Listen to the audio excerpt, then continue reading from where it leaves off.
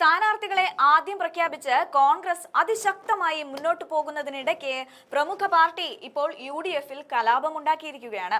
തദ്ദേശ തെരഞ്ഞെടുപ്പിൽ ഒറ്റയ്ക്ക് മത്സരിക്കുമെന്ന് പ്രഖ്യാപിച്ച് PJ ജോസഫിന്റെ കേരള കോൺഗ്രസ് ജോസഫ് വിഭാഗമാണ് വലിയ പ്രശ്നങ്ങൾക്ക് തുടക്കം കുറിച്ചിരിക്കുന്നത്. 22 സീറ്റിലാണ് ജോസഫ് വിഭാഗം മത്സരിക്കുന്നത്. ഇതിൽ തിരുവനന്തപുരത്ത് കോൺഗ്രസിന്റെ മേയർ സ്ഥാനാർത്ഥി ശബരിനാഥിനെതിരെയും ജോസഫ് വിഭാഗം സ്ഥാനാർത്ഥിയെ നിർത്തുമെന്ന് അറിയിച്ചിരിക്കുകയാണ്. പൂന്തുറ സീറ്റിൽ നേരത്തെ ജോസഫ് വിഭാഗമാണ് മത്സരിച്ചത്. ഈ സീറ്റ് കോൺഗ്രസ് ഏകപക്ഷീയമായി ഏറ്റെടുത്തതോടെയാണ് ജോസഫ് വിഭാഗം UDF-ൽ വിമത സ്വരം ഉയർത്തിയത്. വരുന്ന നിയമസഭാ തെരഞ്ഞെടുപ്പിലും ഇതോടെ ജോസഫ് വിഭാഗം കളം മാറ്റി ചവിട്ടുവാനുള്ള സാധ്യതകളാണ് കാണുന്നത്. കാരണം ജോസഫ് ഗ്രൂപ്പ് മത്സരിക്കുന്ന കോതമംഗലം അടക്കമുള്ള ചില സീറ്റുകൾ ഏറ്റെടുക്കണമെന്ന് കോൺഗ്രസിൽ ആവശ്യം ഉയർന്നിട്ടുണ്ട്. ഇത് കോൺഗ്രസ് പരിഗണിക്കുകയാണെങ്കിൽ സമാനമായി നിയമസഭാ തെരഞ്ഞെടുപ്പിലും കോൺഗ്രസ് വിഭാഗം ഒറ്റയ്ക്ക് മത്സരിക്കുവാനാണ് സാധ്യത തെളിയുന്നത്. നിലവിൽ 2 MLA-മാരാണ് കോൺഗ്രസ് വിഭാഗത്തിനുള്ളത്. ഇവർ UDF വിടുമോ എന്ന ആശങ്കയും കോൺഗ്രസിനുണ്ട്. തൊടുപുഴയിൽ PJ ജോസഫും കടുത്തുരുത്തിയിൽ മോൻസ് ജോസഫുമാണ് പാർട്ടിയുടെ MLA-മാർ. കോതമംഗലം അടക്കമുള്ള ചില സീറ്റുകൾ LDF-ന് മുന്നിൽ അടിയറവ് വെച്ച ജോസഫ് വിഭാഗം തിരിച്ചുവരവിന് ശ്രമിക്കുമ്പോഴാണ് കോൺഗ്രസിന്റെ ചില പ്രഖ്യാപനങ്ങൾ തിരിച്ചടിയാകുന്നത്. 2 MLA-മാർക്ക് പുറമെ കോട്ടയം പാർലമെന്റ് സീറ്റിലെ MP ഫ്രാൻസിസ് ജോർജും ജോസഫ് ഗ്രൂപ്പുകാരനാണ്. 2 MLA-മാരും ഒരു MP-യും UDF വിടുവാനുള്ള സാധ്യതകൾ കാണുന്നുണ്ട്.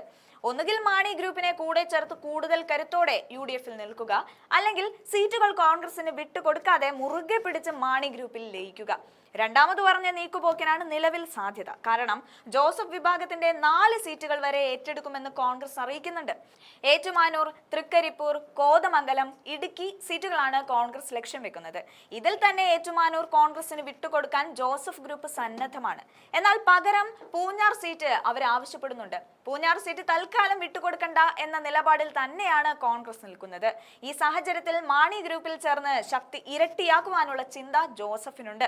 കേരള കോൺഗ്രസുകൾ ലയിക്കണമെന്ന ആഗ്രഹം ബാക്കി നിർത്തിയാണ് KM മാണി യാത്രയായത്. അതുകൊണ്ട് തന്നെ അദ്ദേഹത്തിന്റെ ആഗ്രഹം നടത്തണമെന്ന ചിന്ത ഇപ്പോൾ ജോസ് കെ മാണിക്കുമുണ്ട്. ചരമവാർഷികത്തിൽ ഇക്കാര്യം ജോസ് കെ മാണി അടിവരയിട്ട് പറഞ്ഞു.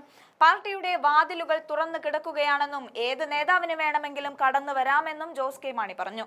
ജോസഫ് ഗ്രൂപ്പും ലയന സാധ്യത തള്ളുന്നില്ല എന്നാണ് ലഭിക്കുന്ന റിപ്പോർട്ടുകൾ. സമയം വരട്ടെ, ഉചിതമായ തീരുമാനം എടുക്കുമെന്നാണ് നേതാവായ മോൻസ് ജോസഫ് പറയുന്നത്.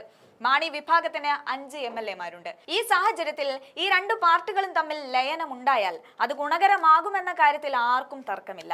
ഏറ്റവും വലിയ ചോദ്യം ഈ 2 പാർട്ടികൾ ചേർന്ന് ഒന്നാകുന്ന പാർട്ടി ഏത് മുന്നണിയിൽ നിൽക്കുമെന്നതാണ്. കോൺഗ്രസ് തങ്ങളുടെ സീറ്റുകൾ ഏകപക്ഷീയമായി ഏറ്റെടുക്കുകയാണെങ്കിൽ ആ മുന്നണിയിൽ നിൽക്കാനുള്ള താല്പര്യം ജോസഫിന് നഷ്ടമാകും. അതേസമയം UDF-ലെ പ്രബല കക്ഷി എന്ന നിലയിൽ ആ മുന്നണിയുടെ അജണ്ടകൾക്ക് രൂപം നൽകുന്നതിൽ കോൺഗ്രസിന് നിർണായക സ്ഥാനമാണുള്ളത്. UDF-ന്റെ അടിത്തറ വിപുലപ്പെടുത്തണമെന്നത് മുന്നണിയുടെ തീരുമാനമാണ് എന്നിരിക്കെ ഇക്കാര്യത്തിൽ കോൺഗ്രസിനൊപ്പമാണ് മുസ്ലിം ലീഗ് അടക്കമുള്ള പാർട്ടികൾ. അതുകൊണ്ട് മുന്നണി വിപുലീകരണത്തിന്റെ പേരിൽ കേരള കോൺഗ്രസ് പാർട്ടികളെ ഒന്നാക്കി UDF-ൽ ഉറപ്പിച്ചു നിർത്തുന്നതിനാണ് കോൺഗ്രസ് താല്പര്യപ്പെടുന്നത്.